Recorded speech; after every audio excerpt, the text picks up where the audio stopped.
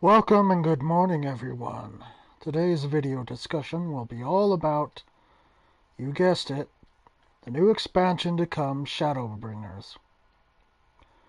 So for this video, we're just going to briefly discuss and talk about, what's coming for Shadowbringers and what all the excitement is about it, surrounding it and everything.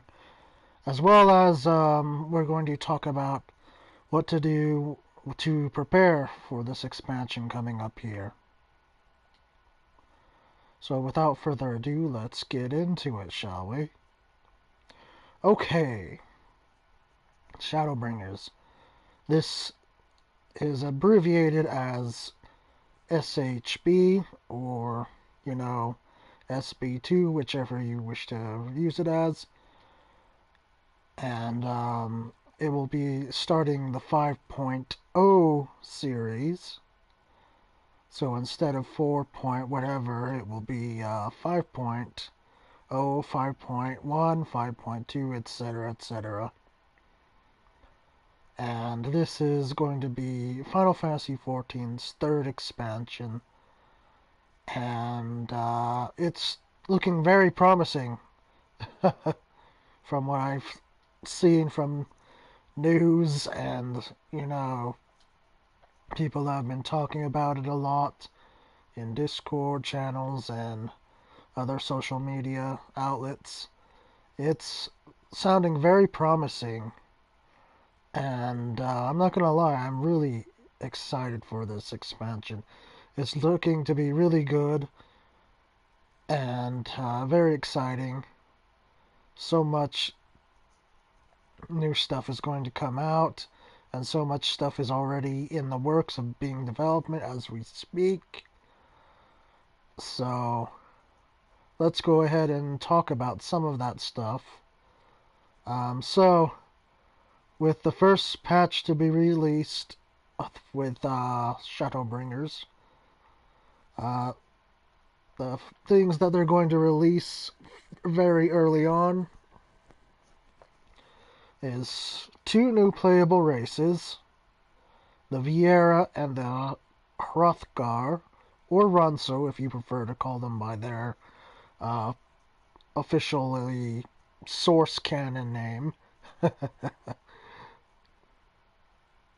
And then there's also 2 new playable jobs, same as the last expansion.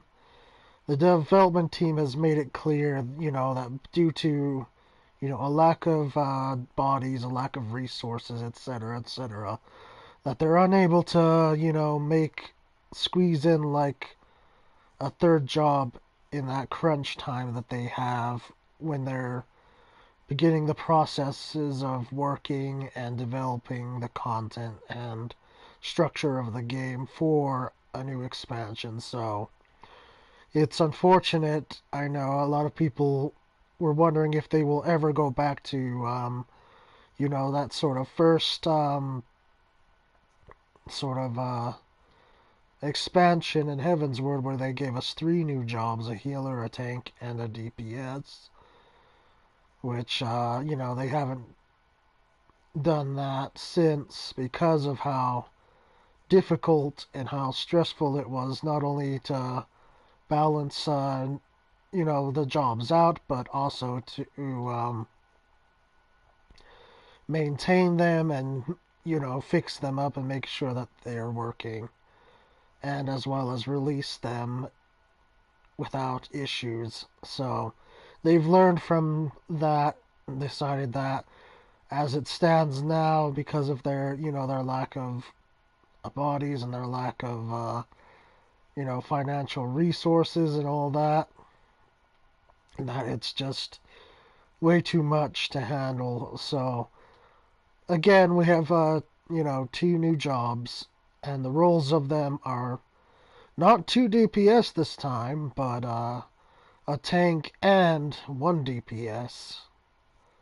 And the tank is called Gunbreaker, and according to, the developer and the director of the game, Naoki Yoshida, This game was designed with Final Fantasy VIII in mind, so if you're unfamiliar with that, basically in that game they have a weapon that's sort of like a blade, but it has a gun handle on the end of it, and basically it creates sort of this like gun-like effect where it fires off like bullets and can be used to, rip and tear through foes like a real blade. Only like, I guess that since it's magically infused, the blade, people dubbed it Gunblade, which I guess, actuality that is kind of, like what it truly is a blade with a gun attached, or gun with a blade attached, however you want to word it. But this job is called Gunbreaker, with it being sent based off of Final Fantasy VIII's iteration of the Gunblade, in which, they used special cartridges, they call them, which you can call them bullets, and these bullets grant special abilities or like special spells or whatever you want to call it, and they play a core function in Gunbreaker, which basically you're going to need to perform certain actions in order to proc a cartridge or bullet, and then you can expend that cartridge or bullet for another special ability or skill. So it will be all about kind of like knowing when to, expend those cartridges and bullets. And also, since it is a tank, you're going to be wanting to make sure that you hold enmity or threat, hate, aggro, whichever word you prefer. So, and the job, it just looks really cool and looks like a lot of fun.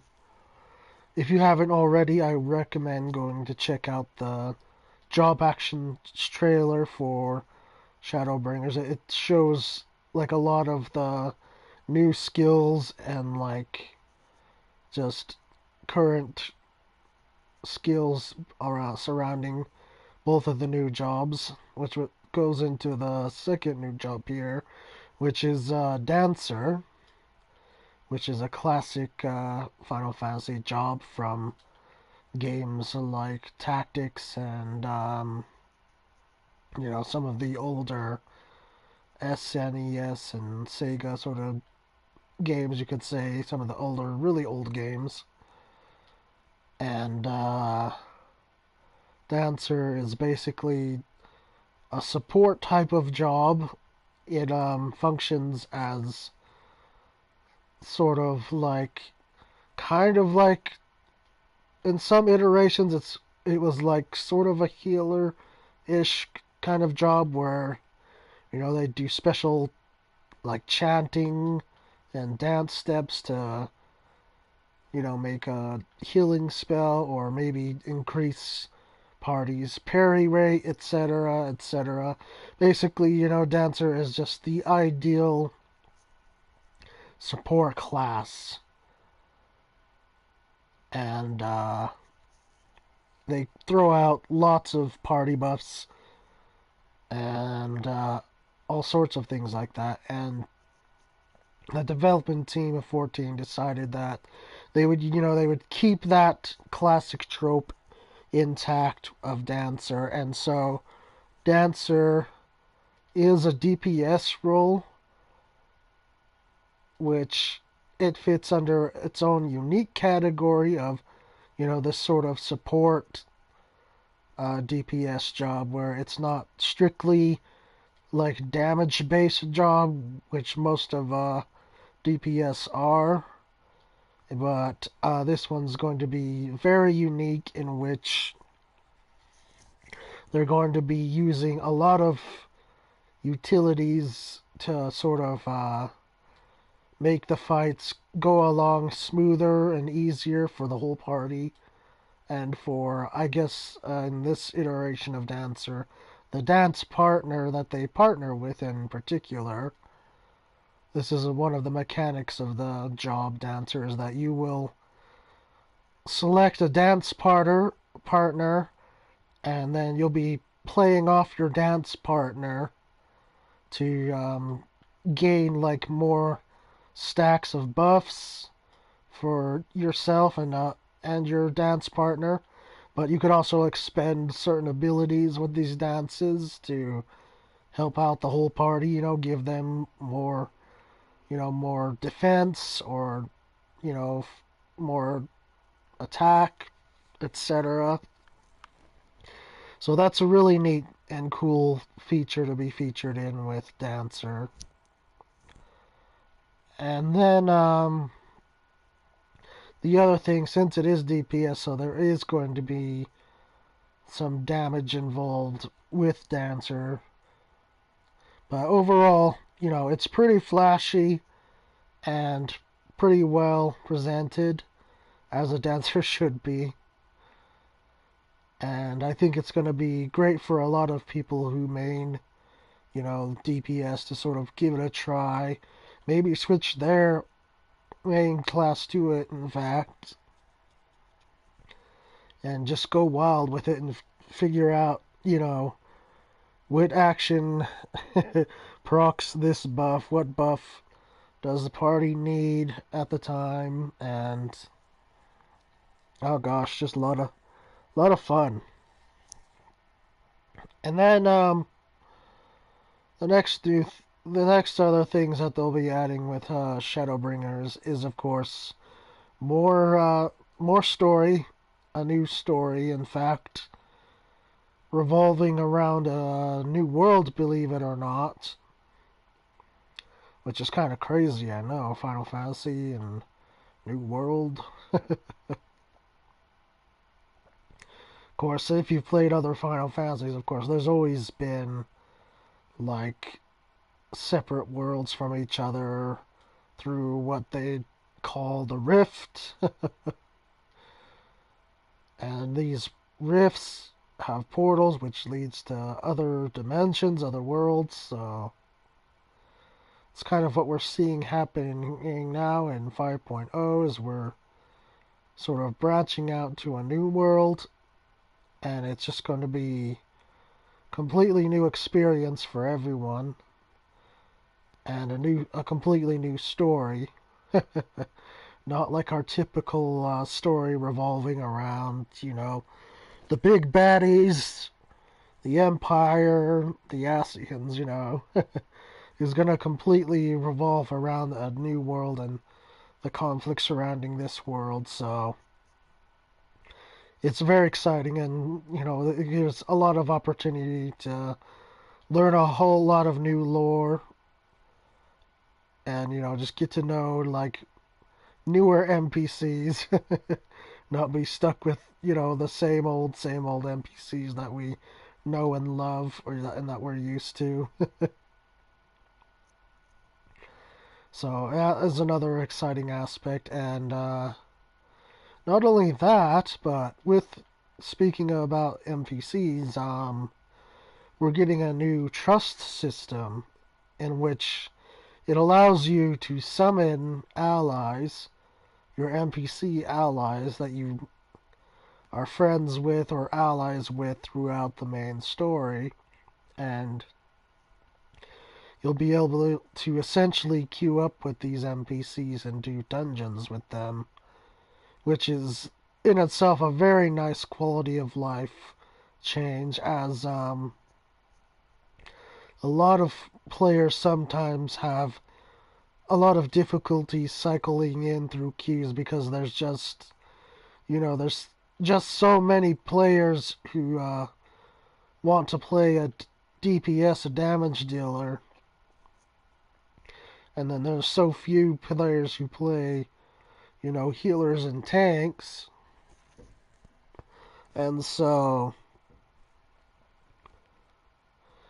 it makes it like kind of really difficult to get through that queue line because of that, because there's only very little tanks and healer players to spare for, queuing up with random strangers, or, even if you're a part of a group, you kind of have to ask, you know, your groups, your link shells, your free companies, you kind of ask, say, hey, anybody, a tank, anybody a healer, can you kind of give me a little help if you're a DPS?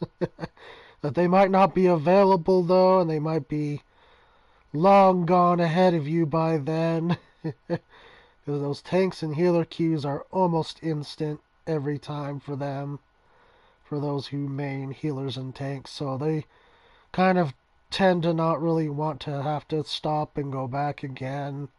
Unless, of course, they're leveling strictly by dungeons. Then maybe you might get, a couple tanks requeuing, a couple healers requeuing.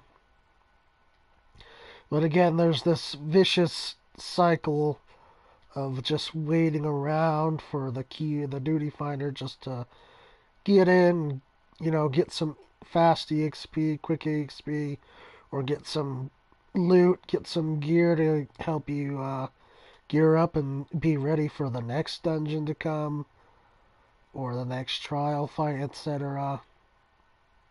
And so, this is a really nice quality of life adjustment to the game, and it will make it a lot easier for players to progress, not only in the main story, but in leveling, gaining levels for their multiple jobs and everything like that. So that's something that's really nice to have as an option compared to, just sort of just standing around, idling around, and maybe fiddling around with your phone, playing phone games, or, browsing the web, etc., etc., or playing a handheld game while you're waiting around for, the queue to pop finally. Like 30 minutes to a couple hours later. So, and they've done a really good job with these trusts. If you haven't seen them, I would suggest looking up some videos showing demonstrations of how the trusts function. And because they're pretty advanced AI, they're really polished and refined AI. They do mechanics, and the tanks, they hold aggro. The healers, I've heard that sometimes the AI healers may not heal as efficiently or as often in some cases, or even, remove status elements when they should be removed. So, I mean, there's that, but, that was at Media Tour, and Media Tour really is just, sort of the testing grounds, the first phase of testing. Like they give, just basic, the basics model of them, for, this specifically for this event, the Media Tour, so that, the players visiting or invited to the event can sort of get their hands on it and sort of test the waters a little bit. I'm pretty sure that once, the whole game is launched, like, these AI will be prepped and ready. They'll do a pretty good job to get you, that clear for the dungeon. And that's really all that matters most, is that you get the clear for the dungeon, and along with the, the EXP that comes with it. That's really all that matters. So there's bound to be a few, bugs here and there, or a few glitches, which, what we can do as our part for players for that is just sort of, submit a report to the GMs or to the developers through the official forums or through the game itself, which you can view through the, system menu and go to, report bug, etc. That helps and lets the developers know that, something's not working as it should, and then they'll investigate it and they'll test it again and make sure that it goes back to being working as the way it should. So it may not it may not like be flawless, and let's be real here, nothing it ever really is flawless at first. Sometimes it takes like a second or third or even fourth try before something is just, you know, just excellent, and that it performs well and has, very little error. So again, if you're planning to use the trusts, take it with a grain of salt.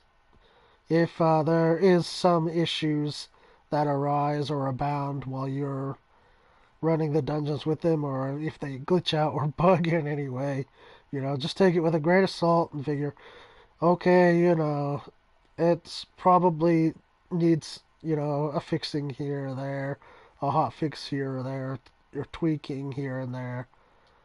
But, as long as you, like I said, as long as you can get that clear and you get that experience, those experience points, that's really all that matters in the end. And I myself will probably give this system a try and see how well that these AIs handle situations that, we as players typically get ourselves into. Hopefully, it's a positive experience overall, and it will really, like I said, it will really help push those queue times along and help players out, that just want to get like some quick, quick XP. They don't want to wait for the super long recruitment period that comes with queuing with Duty Finder sometimes. And maybe there's someone who is very busy and they only have like a few hours a day to commit to playing 14, so they really need to get that one push of EXP to get a level or something like that. Then this helps them out a whole lot. Or maybe you're just, a soloist or a casual player, and you just want to play at your own pace, at your own, at your own time. You don't want to inconvenience players, like if you're not confident enough in your abilities, or if you're really shy or have some deep anxiety working, with other real people, then, you know, these AI will be perfect for you, and they will definitely help you get through your dungeons and help you level up. So it's a really, like I said, it's a really nice quality of life adjustment that they're adding to 14. And now the next thing that they're going to add, of course, is raids. There's going to be an 8-man raid and a 24-man raid. I am not entirely sure if we'll see the first 24-man right away, or if that will be on a patch later on after 5.0, because typically we're used to them starting off, once we end, a story patch, we go immediately into a raid story, which is usually the 8-man raid. So more than likely, we could be seeing the 8-person raid first, and then maybe the 24-man raid a patch or patch and a half later. It just depends on how far they want to spread out the content that we're given and such. And of course, there's going to be not just raids, but there will be new extreme trial fights to challenge. So whichever new primals we happen to meet in this new world, this Shadowbringers areas, those will definitely be an extreme trial where we can farm for exclusive mounts or exclusive gear and rewards, etc. And then something that they have also changed in the system of the game is that they've also changed the way that the fates work in these new areas, and that's that not only like will they have the usual EXP buff applied to it, like in the Heaven's Ward and Shadowbringers areas, how they had experience buffs applied to certain fates, but this will also be applied here in the Shadowbringers, where there will be a special fate labeled with like this sort of gold marker here. That will mean that you'll get additional EXP for completing certain conditions in the fate. And also tied to the fates will be a new type of reward. It's a new type of like reward currency, and this will also help you get even more rewards. Talk about very generous, right? So not only you get experience points from doing the fates, but you'll also receive this new sort of currency. It's like a gem or a pebble, I think. And if you collect enough of them, you can get things like housing items, crafting items, writing maps, orchestrion rolls, etc. for the area that you're doing the fates within. So that's really cool and that's really neat. I think this will definitely, incentivize more people to utilize the fate system to level in, the open world as they're maybe waiting for those queue times. Maybe they'll do some fates in the meantime, just to sort of get those, those rewards and experience points. So just kind of, throwing players as an option, and if they don't like, dungeons or what dungeon queues, etc., whatever reason, and then they're incentivizing players to a different option to level through the open world. So that's something that's really neat to see as well, and will definitely be to the benefit of a lot of players in game. And let's see. So another feature, let's see, that they're going to add is sort of, or actually, no, never mind. That is pretty much the features of 5.0. But there is a lot of changes coming to the combat system overall of 14. For example, for every job, there's no longer going to be technique points, or TP for short. Those are being completely gone. And jobs that were once self-reliant upon TP, etc., those are now going to basically, be free abilities. They will cost them absolutely nothing. So, all those classes that have jobs, or AoEs, excuse me, that have all these AoEs and stuff, and they're physical DPS, mind you. Magic DPS will still have mana, so unfortunately this change doesn't really benefit them much. But for those who main those physical DPS jobs, you will just be able to just spam your AoEs on mobs without having to worry about running out of TP.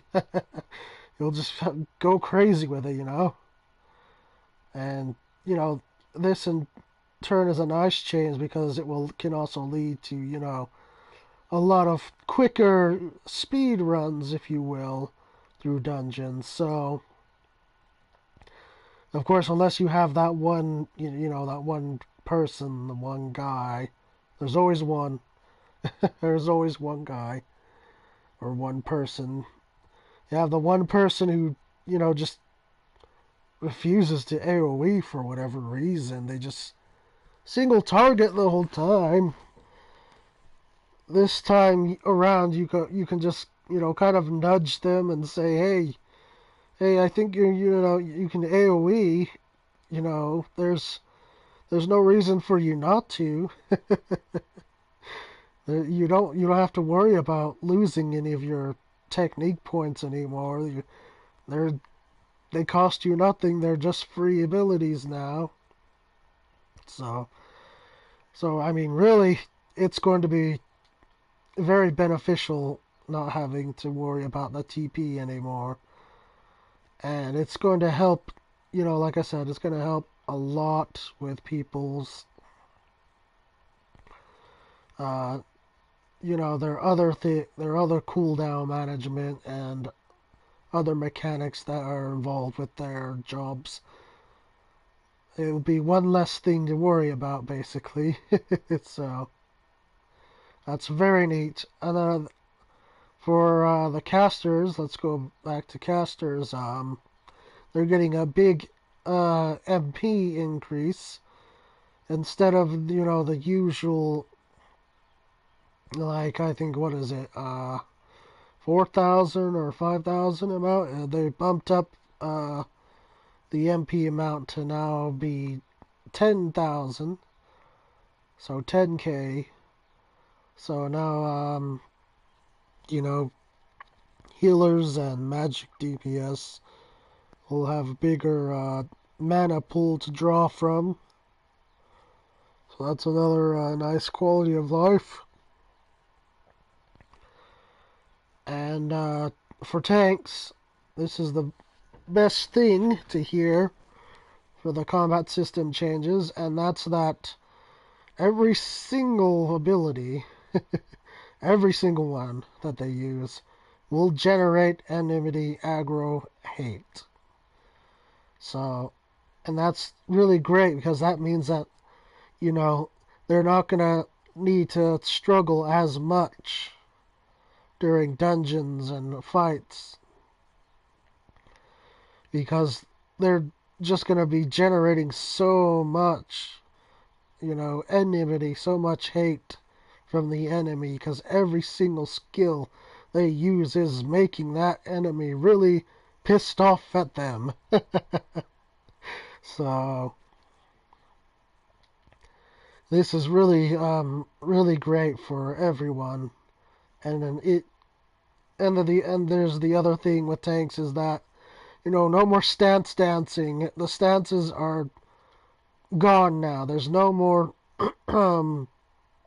stance dancing. No DPS stance, no tank stance. Though they do still have tank stance in a way, but it functions a whole lot different than what it has been. And that's that rather than it, having a higher defense while, losing out on their, their damage, like their damage done, their damage per second,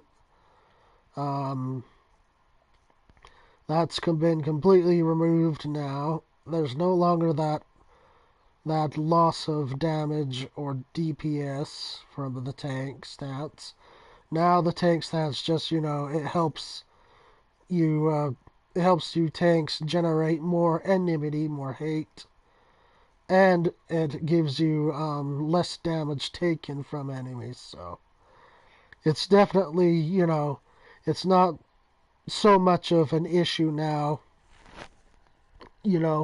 having to throw up that tank stats just in case you have, like, maybe you have a black mage or red mage or a bard, the usual suspects, unless you have, one of those types of jobs that just pulls off so much hate from from you tanks. And it feels like no matter what you do, you forced to throw on the tank stance. At least this time, it's less of a loss if you throw that tank stance on. And even, you can just even, like, forget it even exists and just leave it on the whole time. Because, it's it's more beneficial to you to have it on in Shadowbringers. So that's really a really great thing, both of those things for tanks, and it's really gonna, not real. It's not gonna cause too many issues. It's gonna make it a lot easier for people who want to main tanks. In fact, people that want to try out tanks, these changes will, phenomenally help people who want to learn a tank pick up a tank, because they're able to keep that hate, that aggro. They're able to hold that aggro because of these changes. So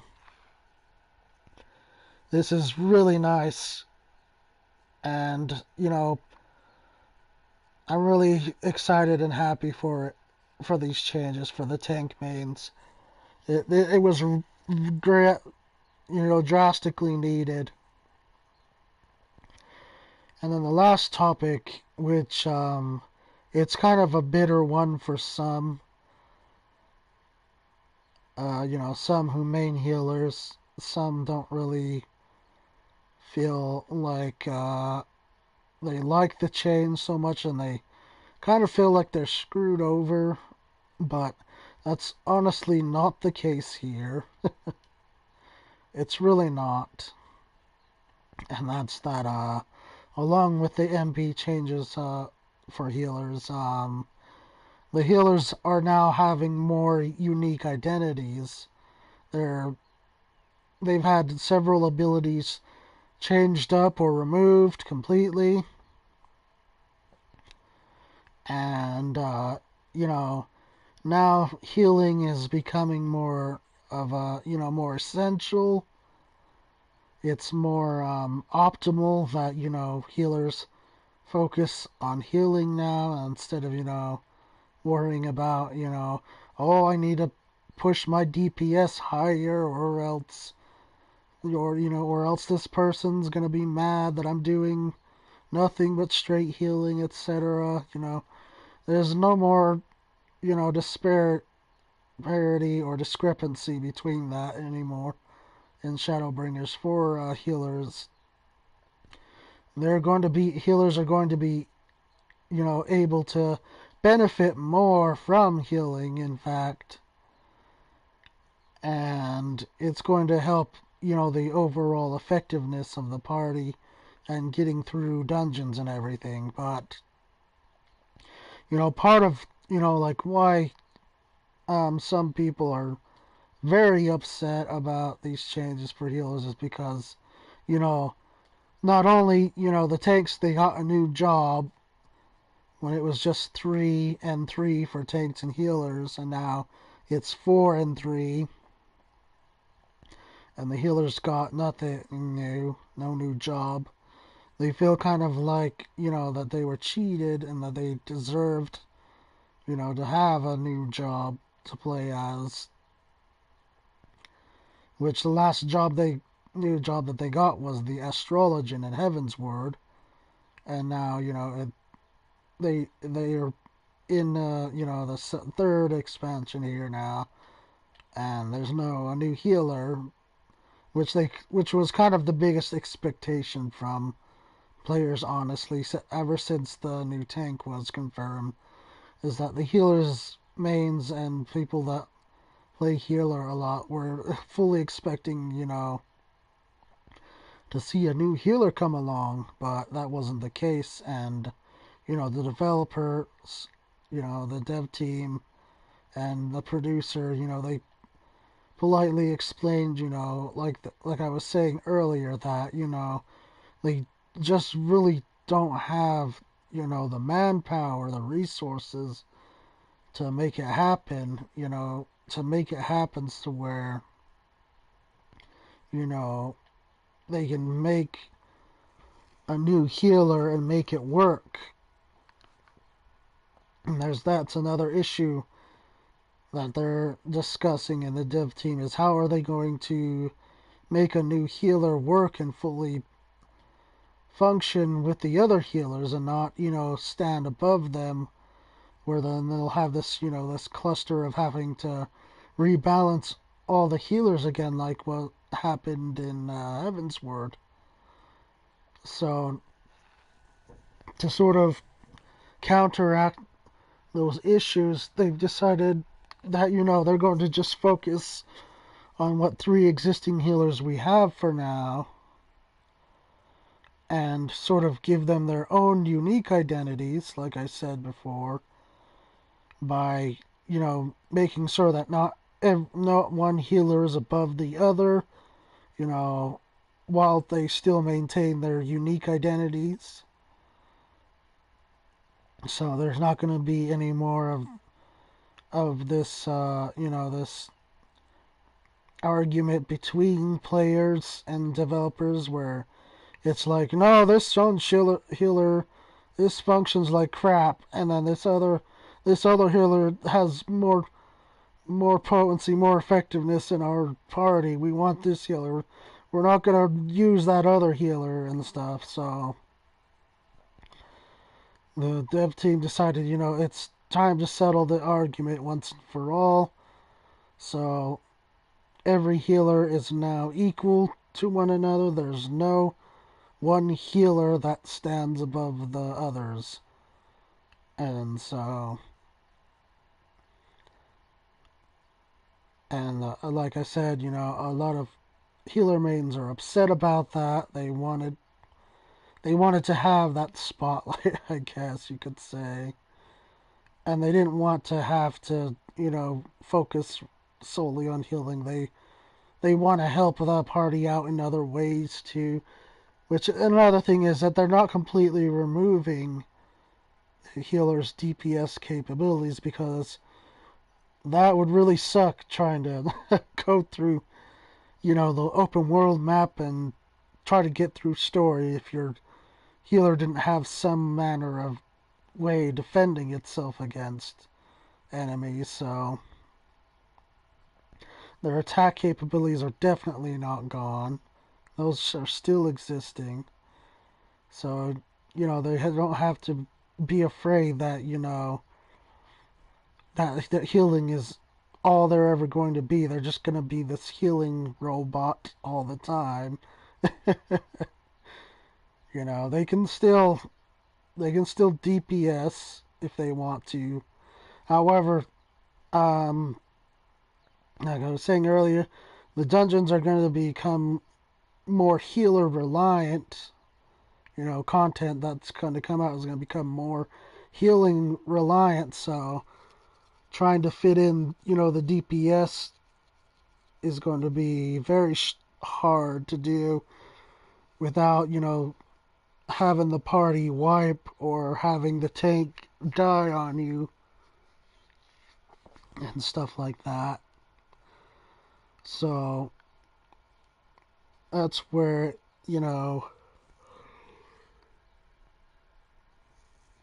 sort of more of the negativity comes in.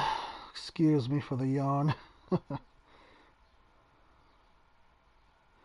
But that's where a lot of the negativity is coming in, is that, healers are just kind of worried, and concerned that they're not going to be able to, contribute in other ways than just healing.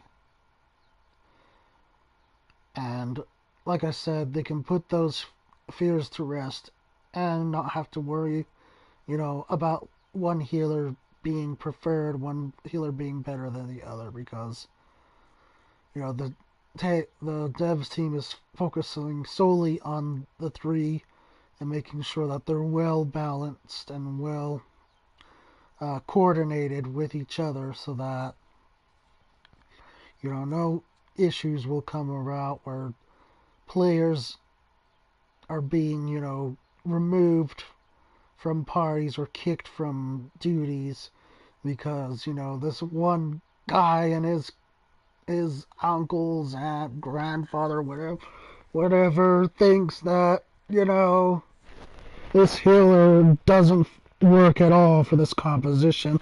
They're not valid, etc. In fact, you know what? Just ignore those kind of people if I were you. Just ignore them. They're not benefiting you anyway by telling you, your job plays like crap. If you enjoy your job and you like how it plays, then play it. Don't listen to negative people, those so-called elitists who seem to think they know how everything is and should be. Their word is law. Oh, I'm the almighty king of this game. Do what I say, or you're crap, etc. Don't listen to those kind of people. Report them if they're harassing you about things like this. The GMs will definitely help you and be on your side if this person is being a negative Nancy towards you. That's why the whole report system is there, so that you don't have to deal with people that are so negative like this. And also, like I said again, have that nice little trust system coming along. If you really don't like people like that, you can avoid them in dungeons. Raids, it's a different story, because trusts are not available for raids, but still, even still. Like I said, if you enjoy, what you play, then you play it the way that you want to play it, and the way that you know how to play it. And, don't let people push you around and tell you any different. Because, they're not paying for your sub. Yes, I know that's a meme, by the way. I'm not taking that into context here, the meme. It's the truth. They're not paying for your subscription. Okay. And they're not playing your game for you. So, what does their opinion matter anyway to you? It really doesn't matter. And it's a person on the internet who, could be like miles away from you. Like, who cares? Who cares what they say? Just play the game how you want to play it, And, maybe if you feel like you're underperforming, or maybe you feel like you're making too many mistakes, then, just, ask someone. Ask the mentors in the Novice Network, for example. Or ask your friends, your friends in your free company or link shell. Say, hey, I feel like I'm struggling a bit. Like I'm not quite getting, how this works with my job. Or how I'm supposed to do this with my job, contrary to what most people may think, this community is a great community, and they are very helpful for the main and most part, and they are willing, to help, players that are struggling, or players that are novices to the game. They are willing to extend, the olive branch and say, look, okay, come with me here. I'll show you how you do X mechanic here, or how you're supposed to draw this attack here and use this attack here. This community is very friendly, very, pragmatic, very open.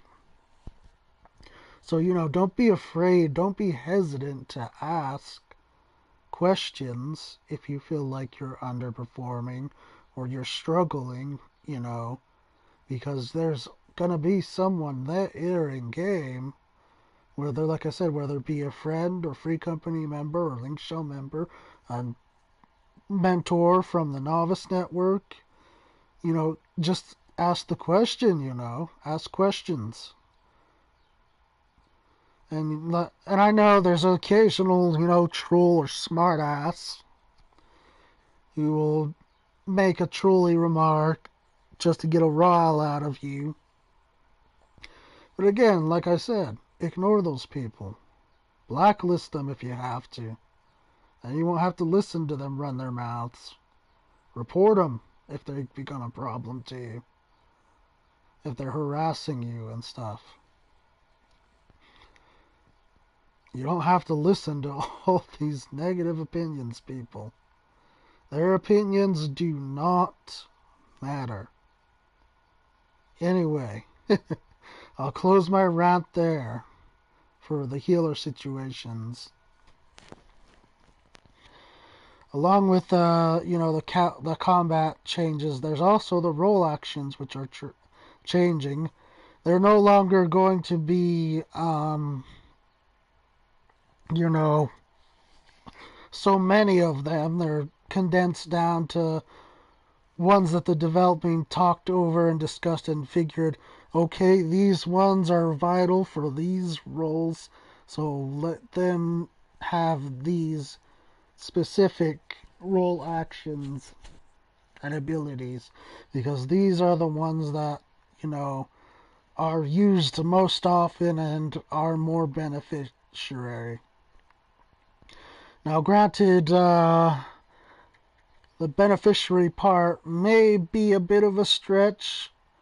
I've seen some, video footage from the media tour from certain content creators where it shows like some abilities that are kind of not necessary, and I think they could either revise them or just not have them at all and completely have a different new role action. But it is what it is. Take it with a grain of salt. If it's ability you feel like you don't need, then you don't have to use it on your hotbar. And that's how I feel with my jobs here. Is, if there's an ability like I feel really isn't necessary, then I'm not going to use it. And I'll just take it off of my hotbar.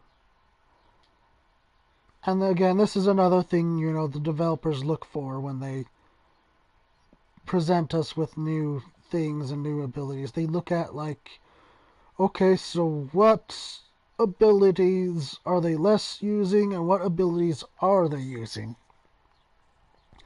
Because that going into the next expansion, they can say, okay, well, from what we've observed, from what we've seen, what our data shows is that these abilities, they aren't being used as often or at all, so we'll just scrap them out and exchange them for new abilities, or we'll change this ability, make it function differently, etc.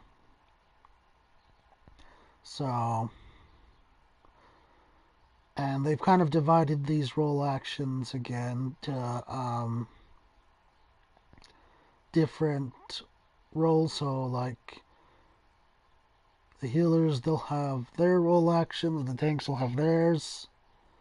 And they're all the same across the board for all the different roles. So tanks will only have, the tank role abilities. Healers will only have the healer role abilities. And then your DPS is separated into the subcategories. So there's melee, ranged, and magical. or mage. The melee will have their melee roll actions, the range will have their ranged actions, and etc., etc.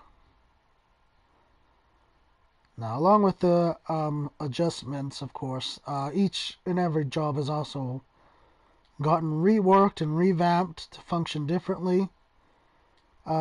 Jobs to give the specific highlights to that have been drastically changed and revamped.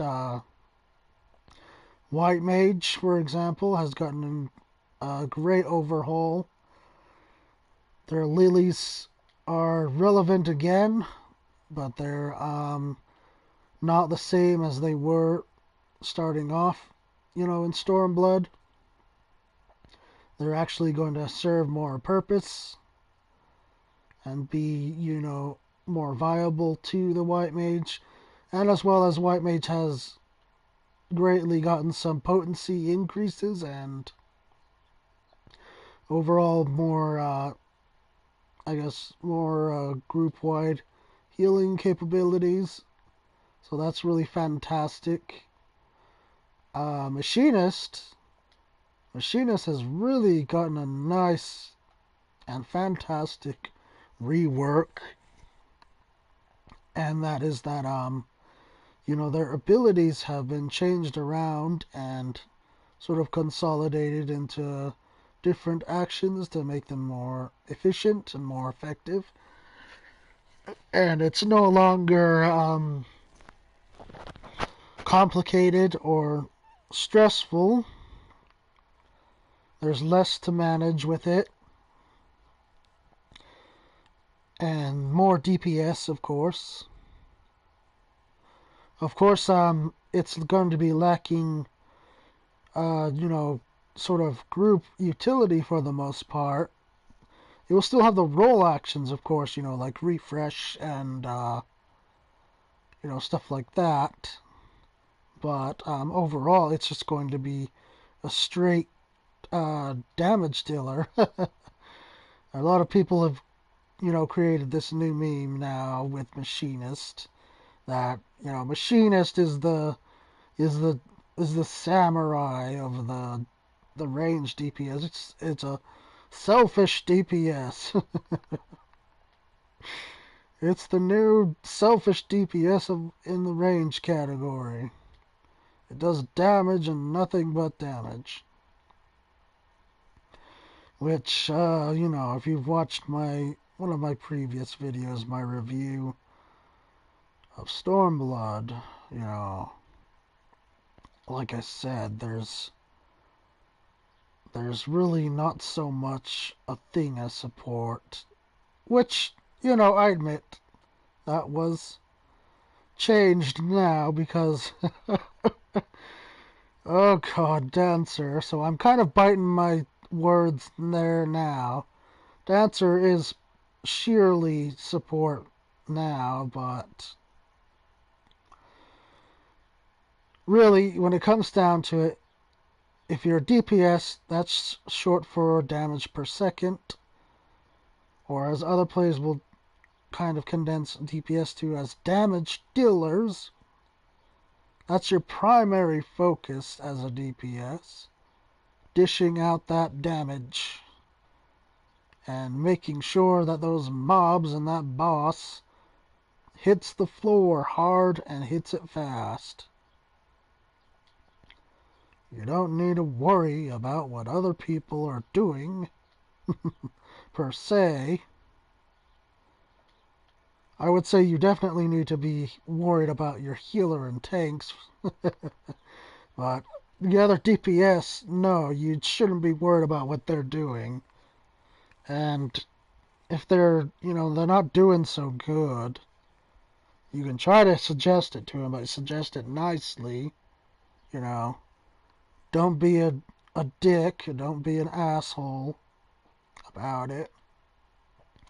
Just be calm when you're suggesting things and be like, hey, I notice that you haven't been using this much lately.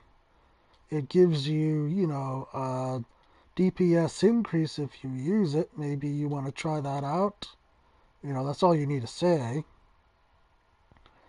or saying politely, saying, hey, I kind of sub monk as a side job, and I noticed that you're not using fist of the wind, or your blue your song, your mage's ballad that often. Is there any particular reason as to why you don't want to use it? Just sort of try to be polite as you can. I realize, some people are easily offended, easily triggered. And, if you get a person like that, just okay, just shrug off and be like, okay, it's fine. Do what you want. I was just trying to make a suggestion. You don't have to start any arguments or anything. And like I said, the person's gonna be a jerk and about to be rude. And like I said, just report them, blacklist them. Don't need to listen to anyone's negative opinions or thoughts. And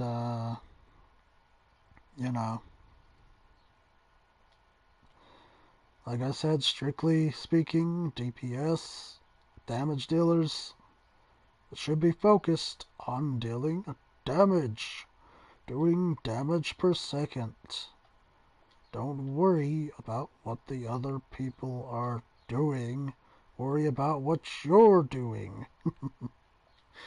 If you're concerned about another person, like I said, then voice it in a polite way and just, say something that you've noticed. If they respond or not, well, at least you can say that you tried, okay? That's all that matters, is that you can say you at least tried to point out something you noticed was maybe an error or mistake. In as calm and a polite manner as you can. You don't have to be rude to anyone, of course, like I said. I know there's people out there who get easily mad or easily angry by the slightest mention that they might be doing something wrong, because they don't like to be told that they're doing something wrong. I know that, and I get it. There's people like that. Like I said, ignore all these negative people. You can blacklist them, and then you won't have to listen to them run their mouths. Or you can just report them to a GM, and then the GM will, take care of the situation. Other than that would be basically all the changes for the combat system and jobs. Everything's looking, really great. It's looking really polished and refined. I'm feeling really optimistic about this expansion. It's honestly looking up like really well.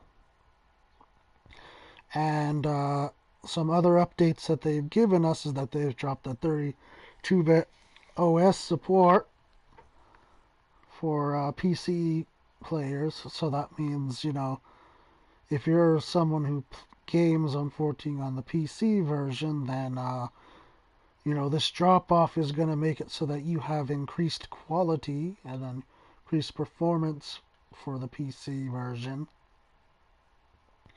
So that's definitely something nice. Though it sucks for those who were relying upon the 32-bit OS systems. But again, Square Enix is, the development team. They're very good about these things. Like with when they dropped the PlayStation 3 support, for example, they offered and consolidated, a free upgrade campaign for, the PlayStation 3 players who were getting, axed in a way. It sounds way worse than it sounds, I know. But they they made it a lot of an easier transition, you could say, basically, for those who were getting dropped. So that means, if you were on 32-bit, they will make it easier for you to move to 64-bit by offering, a smooth transition to that and giving you, a free upgrade to, a 64-bit version of 14, etc. And they even give like promotion codes for that. Like, for example, if you have to rebuy the whole game again and download it again, they do offer, an incentive so that you aren't completely feeling cheated or, you know, you know, cast out, banished to the dungeon, as they say, or the Shadow Realm.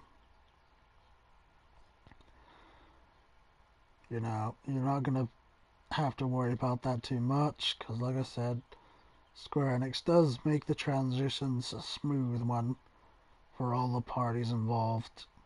And they did so with PlayStation 3. They made it a lot easier and more of a smoother transition to for PS3 players that had to move to the PlayStation 4. And I'm sure they will do the same if or when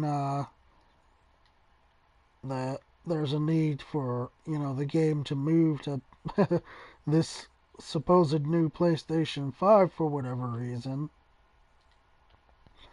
Which, I mean, I kind of doubt that it will be moving to that anytime soon, as whenever a new system comes out, it has to be tested. It has to be you know made available to the consumers, and make sure that it's a product that sells and sells well, and it has to have the capabilities to run like features that some games come with. So there's a lot of things involved. So it's not likely that the development team will be switching from PlayStation 4 to PlayStation 5 anytime soon, or even on the launch of PlayStation 5, because again, there will need to be a lot of testing involved,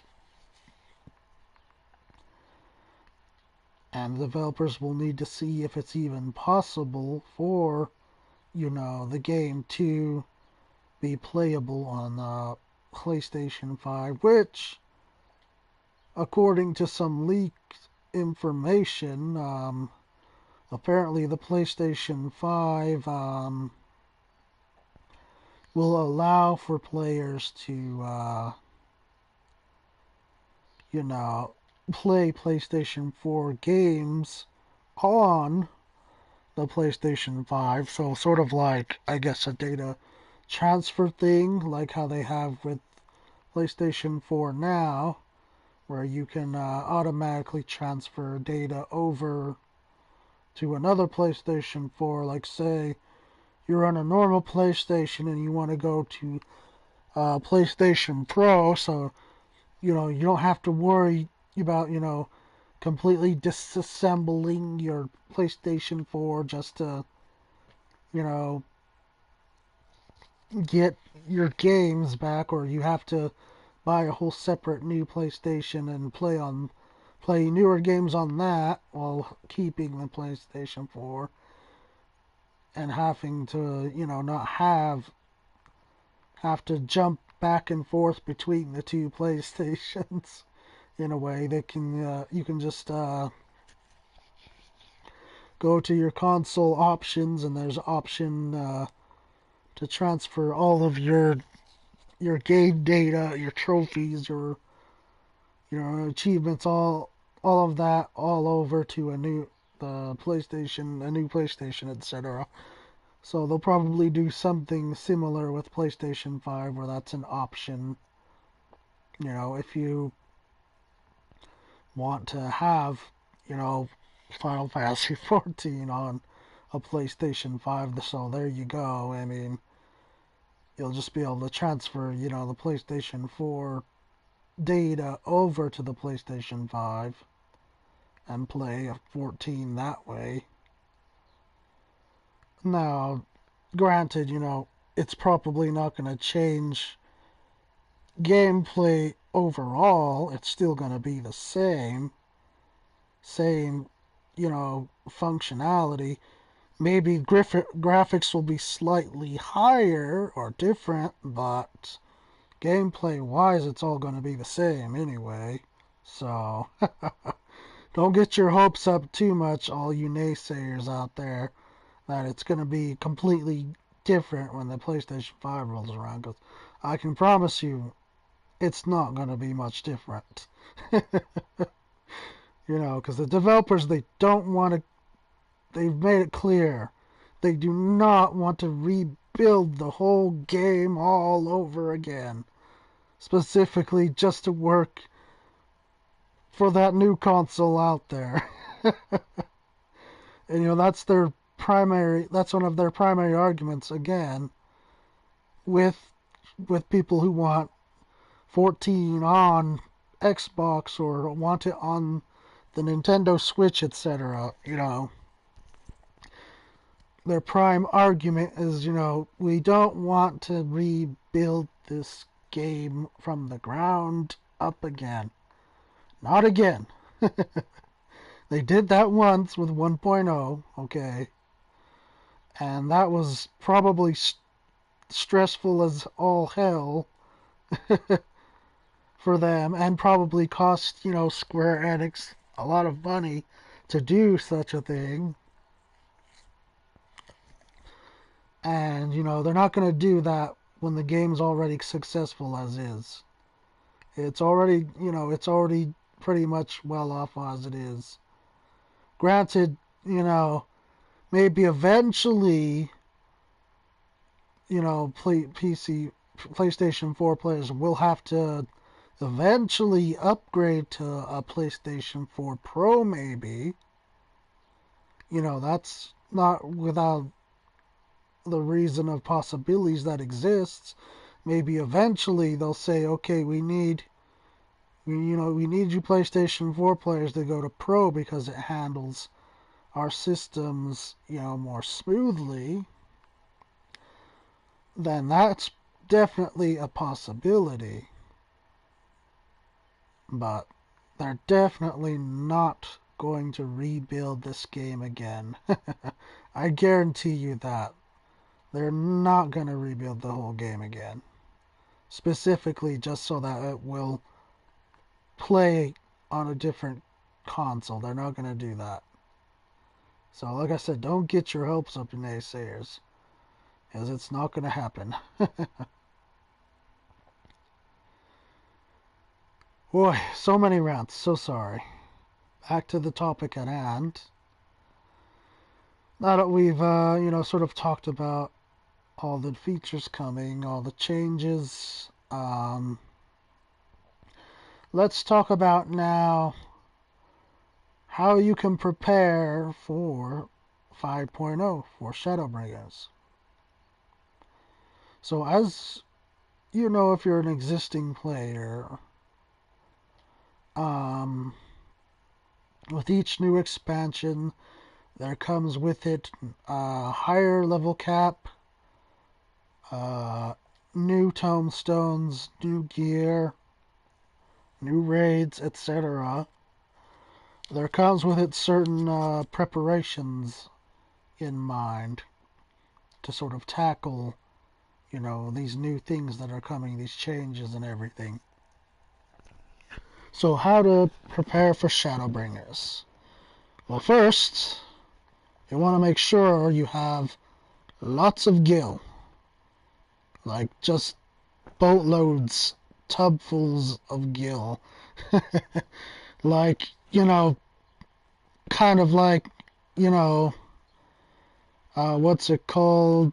Lost canals, you know. I want to have kind of like just rain and gill. Okay, that bit might be a bit excessive. Okay, you don't need to be that rich per se. I mean, it depends on your server's economy, which, you know, that saying is kind of outdated now, and I can see someone making that a meme now. You heard it from me first, though. You gotta credit me. You hear me, people? Credit me for this if you make a meme. Okay, I'm sorry. Okay, just kidding. Just kidding, guys. Just kidding. If you make a meme out of it, great. Great for you. But yeah, it's more like, you know, it's your data center's economy now since the world visit system was implemented. So it's just one gigantic, massive market now. So I guess it depends on your data center, you know, whether you need a mountain of gil or like just shooting fountains of gil like the Lost Canals.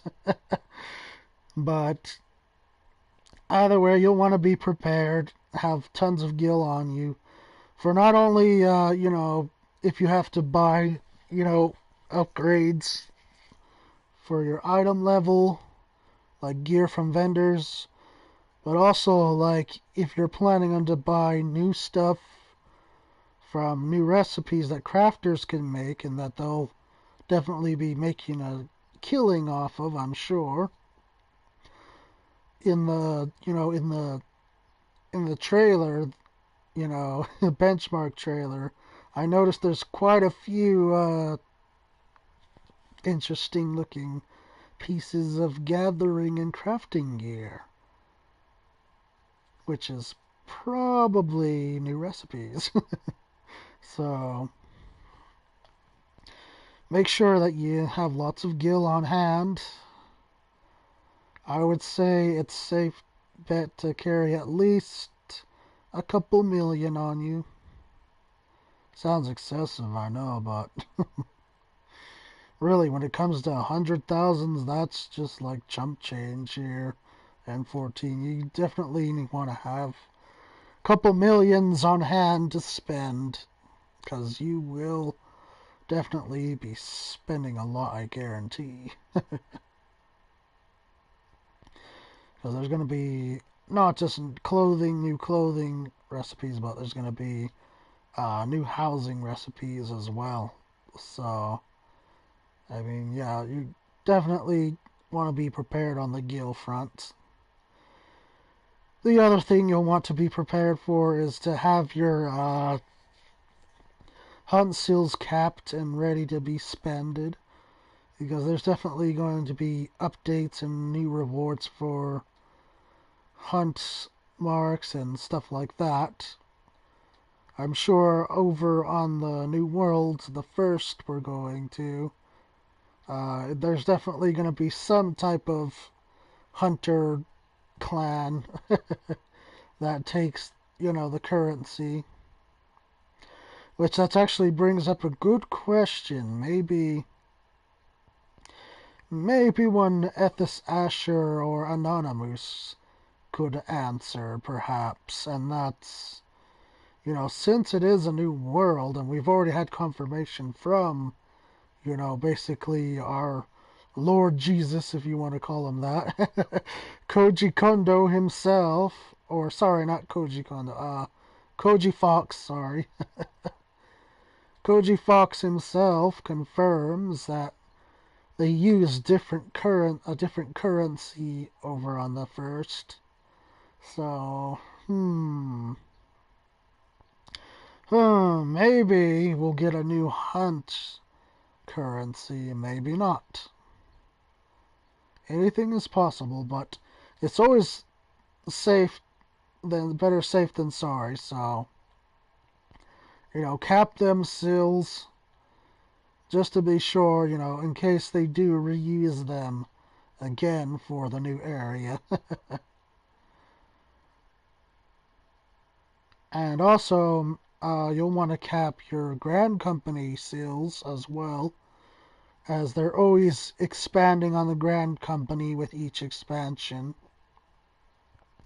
They always keep those relevant and in good use, as they should, because it's something that, been around since the game's beginning and whatnot, so it's important that it gets some love here and there in the expansions to come. So you can definitely expect there to be some new things added to your Grand Company as well. So it's good to, sort of cap up on those. But also, maybe hoard some of your poetic tomes, because those will be important for, if you're leveling your jobs, or you're leveling the new jobs specifically, as you'll need to, upgrade their gear as well. So having those poetic tomes to spend will be very nifty and very helpful. Which again, that's probably most likely what you'll have the hunt sills be used on as well, as for gil for old gear that was used. That's something new they've been trying since one of the Heavens Ward patches. I think it was around like 3.4 or 3.5, where they started recycling old tome gear into the hunt system for, a really cheap amount. Like, you don't have to go out of your way to constantly spam forever hunts just to get gear. So it's possible they could go either route, or they could go both routes. And they certainly did at the end of Heaven's Ward and beginning of Stormblood. They made the old gear readily accessible through other means, so they'll probably again do the same thing here and make it so that you can easily obtain the old gear through easier and more reliable ways. So that's another thing you'll want to be prepared for, is to be prepared to have your hunt seals, your Grand Company seals, and your poetic tomes all capped and ready for the expansion. And have gil on hand, lots of gil on hand. Also, another thing you might want to prepare on is if your raiders have raid food stored up and ready, have your go-to crafter man have the potions and have the food ready and waiting. And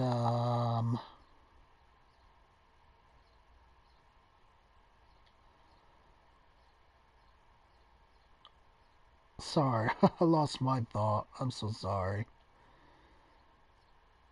But yeah, other thing, if you're a completionist, which I'm certainly not, I'm more of a mid-core player, if anything. And if you're someone who's a completionist, you'll definitely want to have all your jobs leveled up to the current cap, which is level 70. And, have them all geared up and everything at max level that they should be. And, be ready to, utilize them and get those leveled up to 80. Maybe it's something that you could do in your spare time as well, is, just kind of level those jobs that maybe you plan on maining, or like I said, if you're a completionist, you're just like the feeling of, feeling accomplished that you completed everything. then, start leveling your jobs to 70 now, and then be ready to level them to 80 in Shadowbringers. And, yeah, I mean, that's really all you can do to prepare is make sure you have plenty of gil. Those hunt seals are capped, those ground company seals are capped. You have capped poetics. And, if you're completionist, like I said, make sure you got, everything done that you wanted done.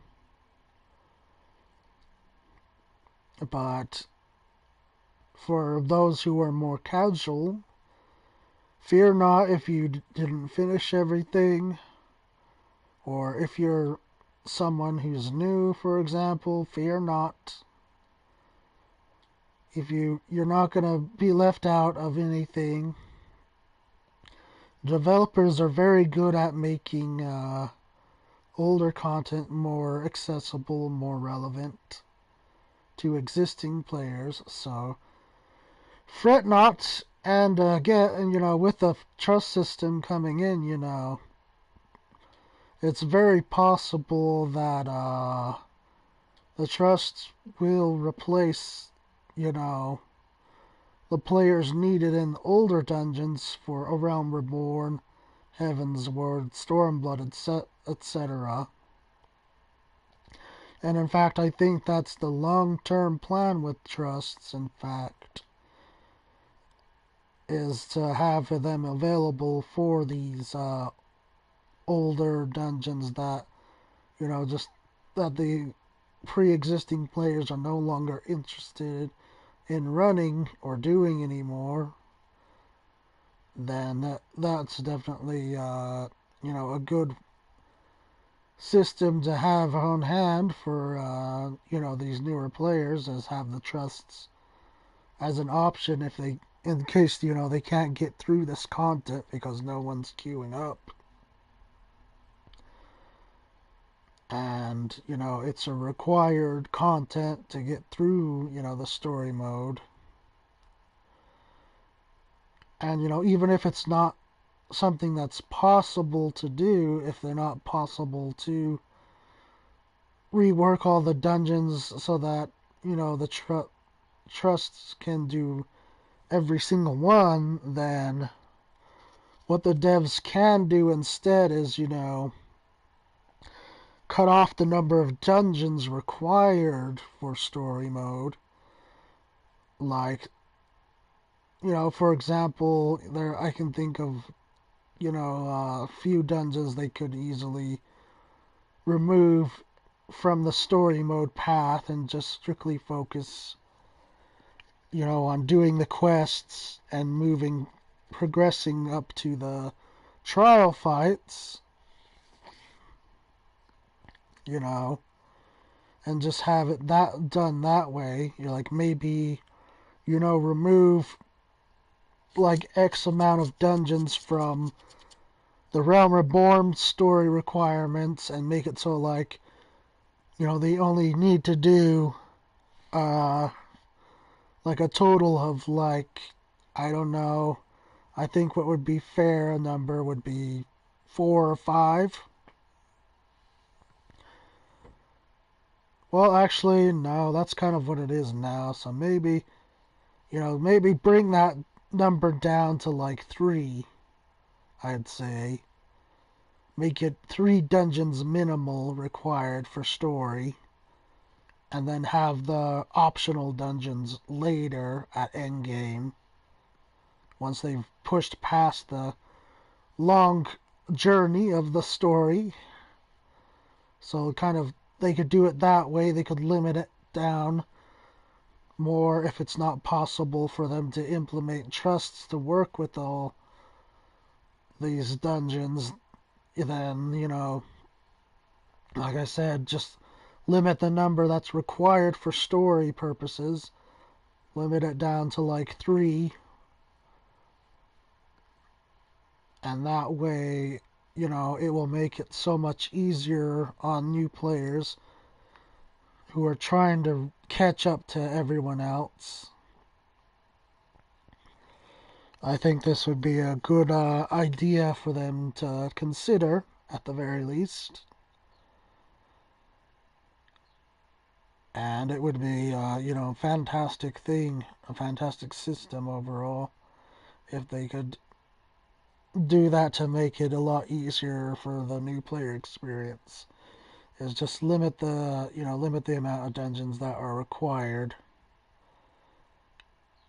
and that will kind of make it a lot quicker for them and a lot easier for them to reach the trial fights, which we know,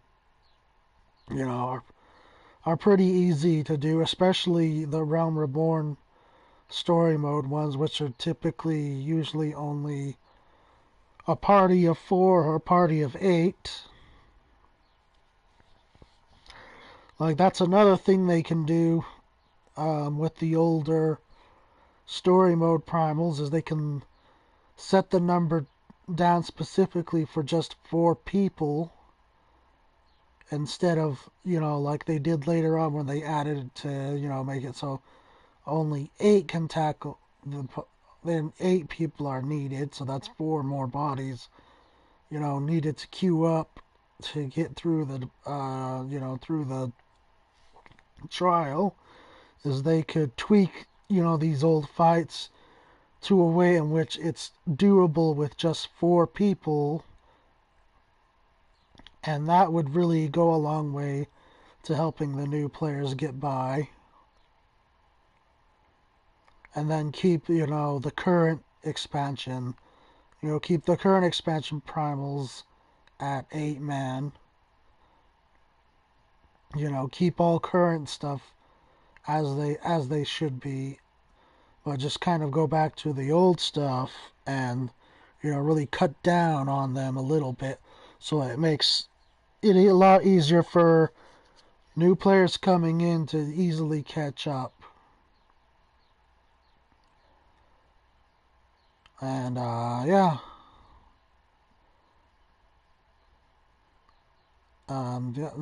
just all those other things, definitely want to have everything prepped and ready to go, because Shadowbringers is almost here. It's literally just, a few weeks away from now. So, especially if you, someone like me who pre-ordered, you'll get that nice and very, very juicy early access, which allows you to play the game, a few days ahead of the planned launch. And, it's given us, a nice reward for those who pre-order, be able to have access to it earlier on. But it also is sort of a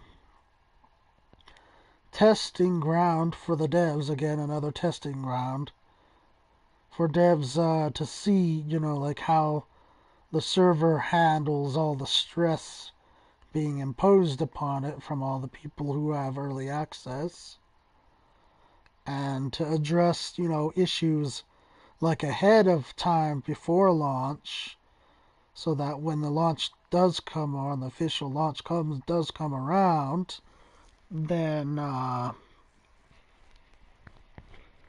it's a lot smoother of a run for people, for everyone.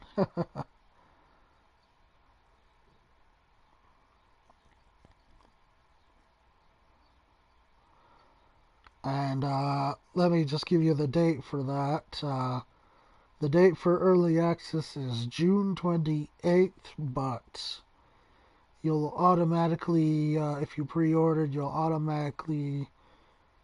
system will automatically download on the 26th. So make sure that on the 26th you have your PC or your console left in like a sleep mode or whatever, so that it will still, download all of the patch, all of the updates, for your early access.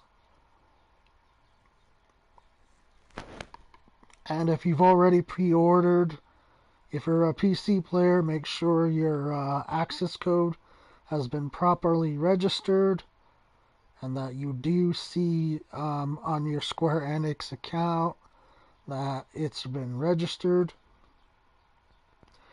If you're on console like myself, don't worry about the code because your code's already been registered to your system, and your system, when it finishes as updating, it will automatically factor in that yes, you pre-ordered, so yes, you are entitled to early access, and so upon logging in during early access, you'll get the message prompt which says, you agree to the terms and the license agreement, all the generic rules and standards required with, owning a product that's made by a company.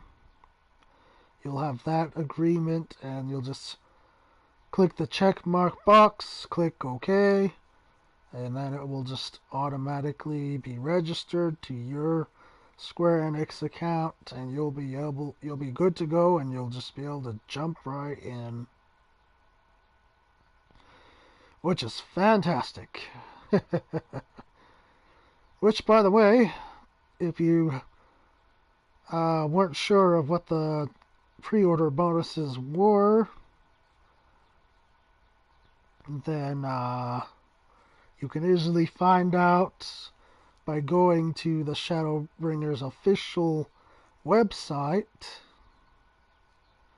which you can find on the Lodestone, or you can just type in Google Shadowbringers, and then you'll see or I should say Final Fantasy XIV or FFXIV Shadowbringers. It will bring up the official website, and from there you can look and see what the pre-order bonuses were. If you got collector's edition, you'll get more exclusive rewards. Well, that's extra money, so it's not everybody's cup of tea. But for those who do spend the extra money, enjoy those extra additions. And yeah, guys, have a blast. So much hype and so much to be excited for. Like I said, I'm very optimistic, and I feel that this expansion is gonna be like a real turning point. It's gonna be a real game changer for 14. And Heavensward was a good expansion, don't get me wrong. It was a pretty good expansion for it being, Final Fantasy XIV's first expansion. It was a pretty good expansion, I would say. I'd rate it easily an 8 out of 10. And why an 8 instead of a 9 is because, there was a huge drop off in the middle of the expansion, which is never good in an MMO when you have such a huge number of players quitting the game and not subscribing or playing. There was a huge drop off because a lot of players were very put off with the addition of a endgame content called the Diadem, where there's so much RNG stacked onto it, and just poorly implemented game design into it. In their eyes, I kind of liked Diadem. I did. It was a big, wide, expansive area. and you'd party with large groups, just go at it at farming, nodes or, fights for special drops, which these drops could be turned in for, prizes, rewards. You know, I like I like that kind of content, where it's a very engaging and very hands-on. It gets multiple people in, sort of a crowd play sort of thing. I really like, you know, when developers do things like that in these kind of games because it it really makes the game feel enriched and alive. But you know, you had like half of the community that just didn't like it for whatever reason, and so that left sort of this dry drought of players, and it really difficult to do content and want to do other things in the game because there's just a huge drop off. But I really did think for the most part Heaven's Word did a good job. The story was fantastic. We got new kinds of content, like I said, the diadem and a deep dungeon called Palace of the Dead, which was definitely something new and unique. I'm happy we got that. And then, the trial fights were pretty fun. So, I think Heaven's Word for the most part pretty successful overall. Stormblood, on the other hand, not so much. Stormblood had a lot of issues from beginning to end, which is really unfortunate. It really is, you know. And the devs thought, in their minds, they thought, we're doing an awesome job. Everything's perfect. Everything, looks good. Statistic wise, that's what they primarily base their assumptions and, their data on is on statistics.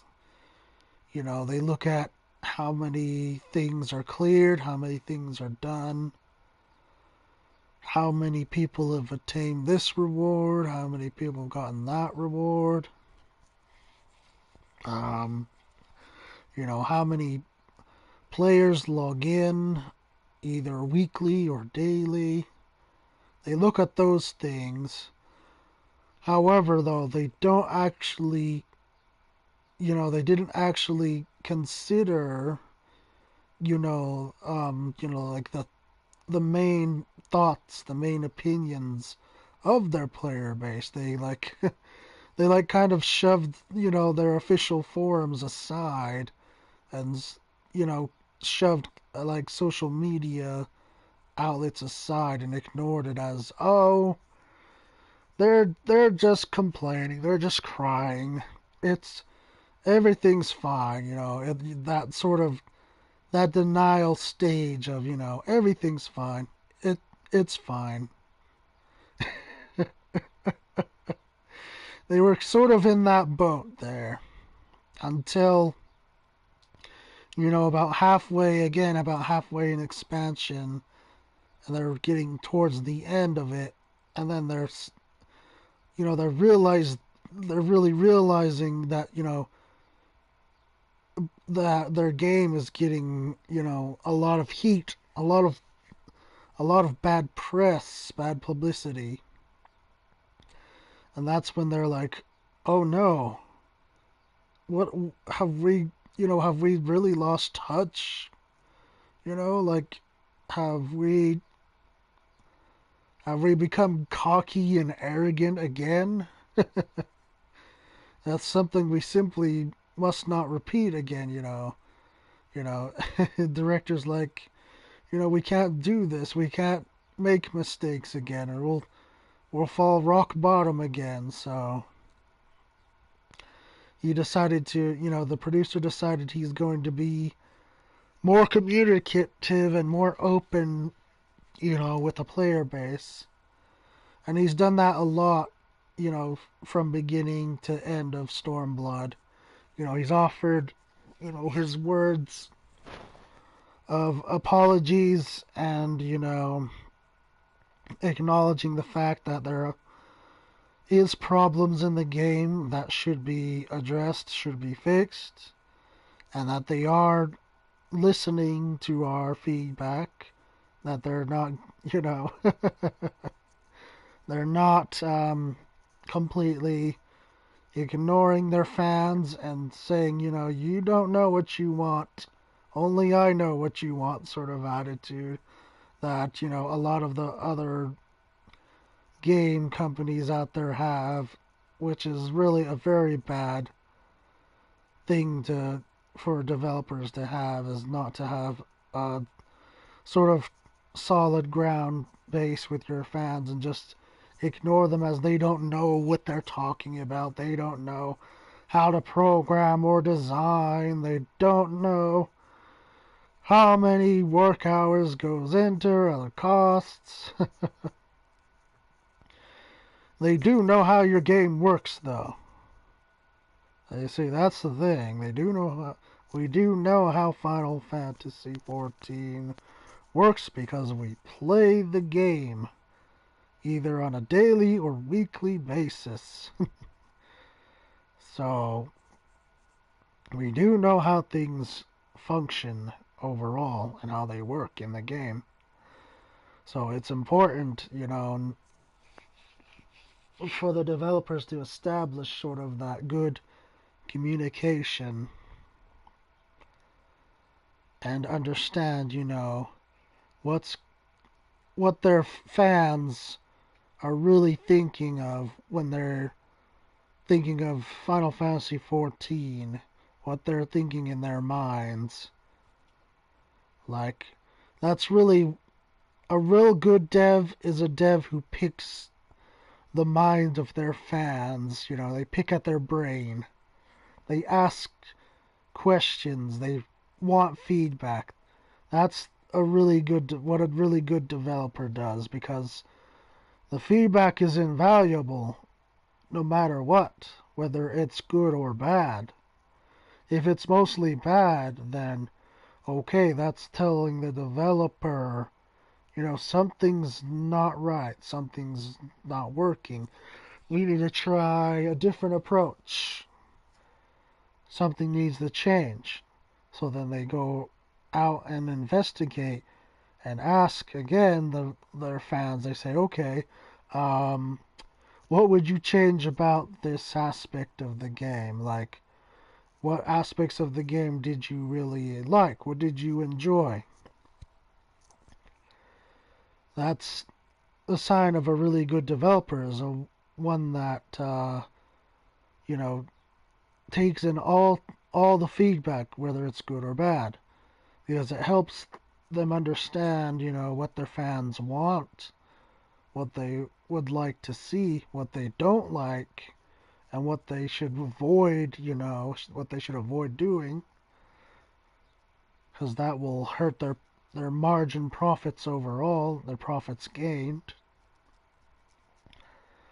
And Final Fantasy XIV happens to be one of those games where we have a very, good developer, and like they understand, Naoki Yoshida and his team, they understand, like they gain, clarity and understanding, of what their fans are like and what they would like to see, what they don't like to see. So, and they're always browsing social media, such as YouTube here, for example. They're always browsing videos like mine and like several other YouTubers on here that do 14, and on Twitch as well. They also look at those kind of media outlets. They look at, places, other places besides their own forums like Reddit and, Game Watchers and all those sort of outlets. They look at those like almost, I'd say almost regularly when they're not developing, of course. When they're not using development time, they're looking through these media outlets and looking and investigating and pondering and thinking about these things critically. So, and these are things, they bring up in their meetings that they have together, Yoshida with his teams. They bring up these, these issues, these problems, or these ideas and suggestions from the fans, from us, the fans, and they say, well, I heard from so and so that this is really good, and that they really liked it. So maybe we should look at this, and figure out like how we can make it even more than what it is, etc. So it 14 overall their dev team has done really well with that, taking in feedback and addressing issues and talking, being communicative with the fan base. So props for that. Really, I mean, really props for that. And in more recent news, one of the teams even went above and beyond, and they saw a problem, like a huge problem, and they saw what the fan base was saying about said problem, and they went an extra mile. They went out of their way, and they weren't paid for this, by the way. This was not used during development time or paid time, but in their spare minutes, their spare times, they took over several, items, like headgear items, and made it so that they're equipable by the Vieira and the Ronso race, or Rothgar race. And, that's just incredible. That's incredible that, any dev team would do that they would do anything like that for free. Basically for free. you know? They weren't paid to do it, but they did it because, they love this game. They're passionate about this game. That's that's fantastic. You rarely see devs that are super passionate about, their games, and they take that extra mile to do something, out of the goodness of their hearts, you know, and for no pay, no payment out of it. So, like I said, I have some, I have some respect, some newfound respect for the dev team for that. Huge thanks and huge props for them for that. Anyway, if I continue, I'm just gonna keep ranting, as I have been throughout this video. Anyway, I hope everyone enjoyed this discussion, and, super hype. Bring up the hype bar higher, bring it through the roof, all the way to the moon, and etc. Because I'm very positive, very optimistic about this expansion. I think it's going to prove, better than Stormblood for sure, and maybe even better than Heavensward, if not, beyond that, as it's looking, very good right now. And another thing I sort of forgot to bring up, but something they've changed in the, with the jobs is the job quests. You know, you're no longer going to have to, go through, a chain of them, but rather than go through, like a chain of them, you only have just the one, which is your final and your only one for your job.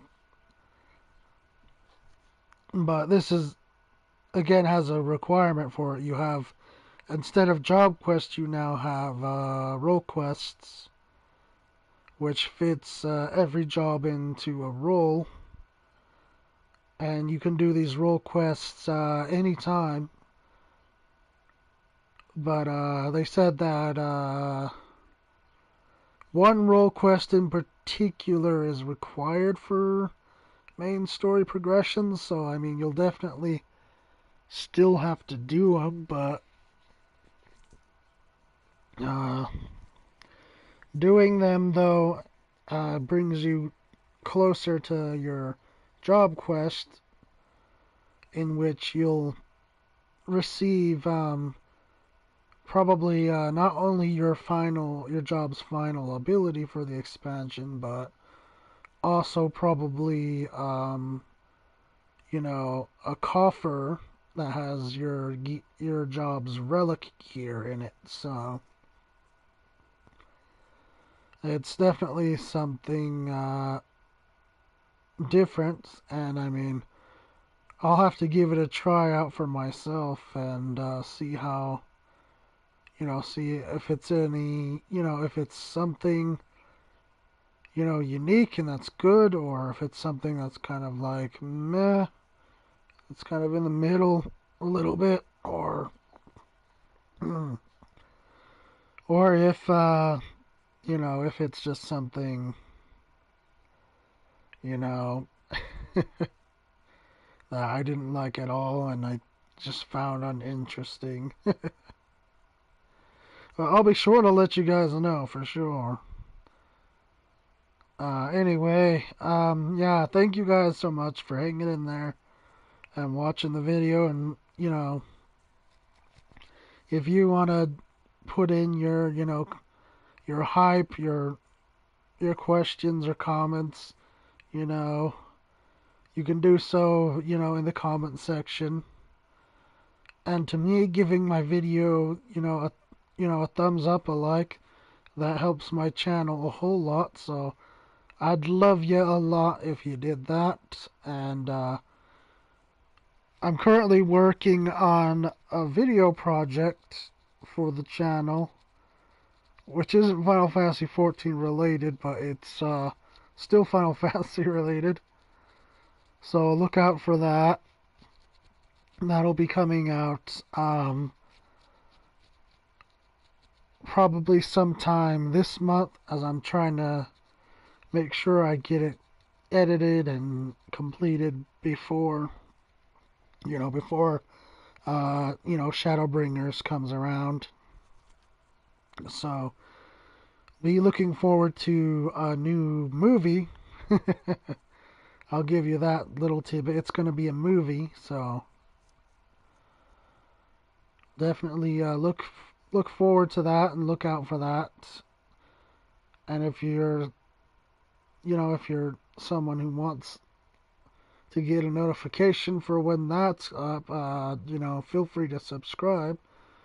Again, hitting the thumbs up, the like, and subscribing really helps me out. It helps the channel out. And like I said, I'd love you and appreciate it. So, again, thank you guys so much for watching and tuning in. And, we'll see you again in my next video.